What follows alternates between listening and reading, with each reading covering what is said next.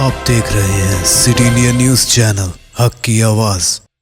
الحمدللہ رب العالمین والصلاة والسلام علی رسولہ الامین وعلی آلہ واصحابہ اجمعین، اما بعد، قال اللہ تبارک وتعالی فی القرآن المجید، اعوذ باللہ من الشیطان الرجیم، بسم اللہ الرحمن الرحیم، تعاونوا علی البر والتقوی ولا تعاونوا علی الاثم۔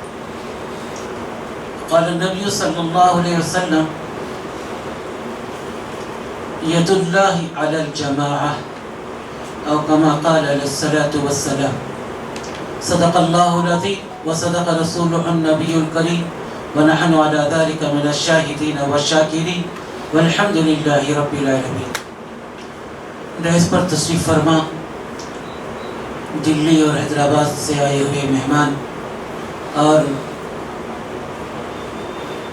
میرے سامنے بیٹھے ہوئے شہر محبوب نگر کے معزز شخصیات، السلام علیکم ورحمۃ اللہ وبرکاتہ۔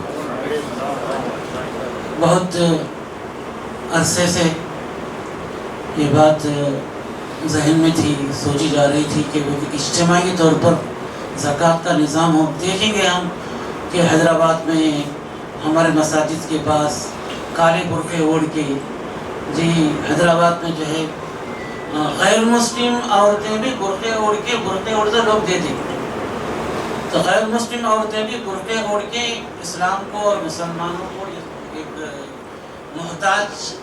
محتاجی کا ایک مجسمہ سمجھ میں آ رہا ہے۔ تو انفرادی طور پر زکوٰۃ دیں تو اس کی افادیت بھی ہے، مگر جتنی اجتماعی طور پر اگر زکوٰۃ دیں تو اس کی افادیت نور علی نور ہے۔ ایک دو مثالیں دے کے بات کو ختم کرتا ہوں، کیونکہ بات مختصر کرنی ہے اور دوسرے دیگر حضرات بھی ہیں۔ تو ایک صاحب سنا رہے تھے، ایک مولانا، کہ مسجد میں جمعہ کے بعد وہ باہر جو ہے لوگ بیٹھے ہوئے رہتے ہیں، ان کو جو ہے لوگ پیسے دیتے رہتے ہیں، اور ایک صاحب جو ہے بازو میں ٹوپیاں اور مسواک، جی عطر کی شیشیاں اور کتابیں لے کے بیٹھے ہوئے تھے۔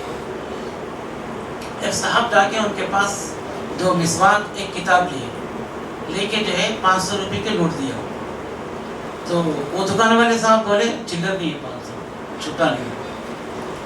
بازو میں ایک بیٹھا ہوا تھا محتاج، لوگوں سے بھیک مانگ رہا تھا، وہ بولا میرے پاس ہے، آؤ 500 روپے چلر۔ یہ محتاج کاہل بھی بن جا رہا ہوں۔ ہمارے شہر محبوب نگر کے ایک بڑی شخصیت تھی دل والی عبید بھائی، فرنیچر والے، تو وہ بھی خیر کے کاموں میں بہت پیش رہا کرتے تھے۔ تو ہمارے صوفی عبد الرحمن صاحب اور ہمارے عبد الرحمن صاحب لیکچرر صاحب اور ہم لوگ پورے مل کے جو ہے ایک چھوٹی سی تنظیم کے تحت کچھ کام کرتے تھے۔ تو شادی کے موقع پر جو ہے لوگ آتے تھے، وہ الماری دو، وہ جی بستر دو وغیرہ، تو ہمارے عبید بھائی جا کے تحقیق کرتے تھے گھر پہ جا کے، اور تحقیق ایسا کرتے تھے وہ جو مانگنے والی عورت آئی ہے وہ گھر میں لے رہنا ہو، اس وقت جھگڑ ہو جاتے تھے، جو دیگر لوگ رہتے تھے گھر میں جا کے دیکھو تو 3 الماریاں ہیں، پھر الماری دو بول کے آ گئی۔ تو اس طرح انفرادی طور پر زکوٰۃ دینے سے کچھ نقائص بھی ہیں اس کے اندر۔ تو اجتماعی طور پر زکوٰۃ کا نظام اگر ہو اور ایک آدمی مانگ رہا، اس کو دے رہے ہیں، پھر آ رہا ہو، یہ اسلام کے خلاف، اسلام کے مخالف جتنے ازمس ہیں، سوشلزم، کیپٹلزم، یہ پورے ازم کیا ہیں؟ پیسے کو جام کرنے کی ہے، پیسہ جام ہو جاتا ہے، اور اسلام یہ چاہتا ہے کہ پیسہ جام نہیں ہونا، پیسہ گشت کرتے رہو، پیسہ گشت کرنا ہو، پیسہ جام ہونا، پیسہ جام ہونے کے لیے نہیں ہے۔ اب بینک میں رکھ کے چھوڑ دے رہے ہیں، زکوٰۃ آئی، پوری زکوٰۃ آئی، لاکھوں روپے کی زکوٰۃ ہے، بینک میں رکھے ہوئے، تو یہ محتاجوں کا اور غریبوں کا اور بیواؤں کا حق مارنا ہے۔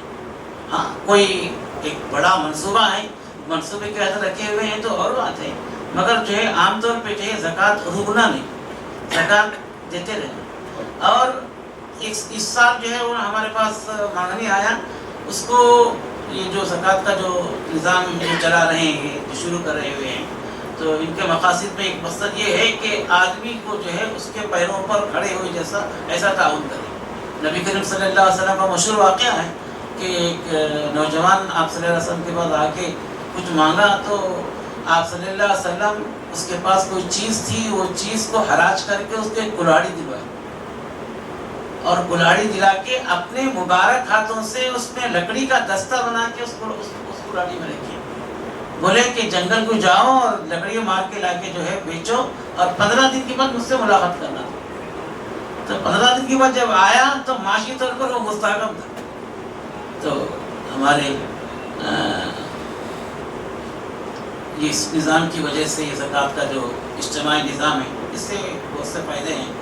اللہ سے دعا ہے, میں دعا کرتا ہوں, ہم سب دعا کریں. یہ جو اقدام لیا گیا ہے, قدم اٹھایا گیا ہے, اللہ تعالیٰ اس کو جو زندگی رات چگنی ترقی نصیب فرمائے, اور اس سے محتاجوں کو اور غریبوں کا اس کو خوب تعاون ہو. وآخر دعوانا الحمد للہ رب العالمین.